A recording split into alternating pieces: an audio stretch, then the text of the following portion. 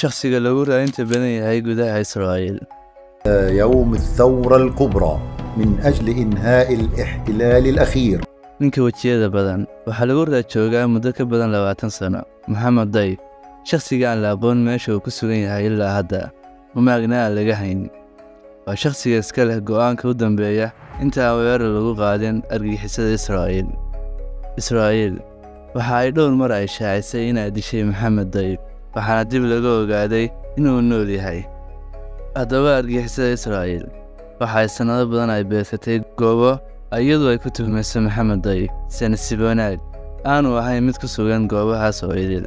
waana ninka loogu raadinta badan yahay gudaha Israa'iil.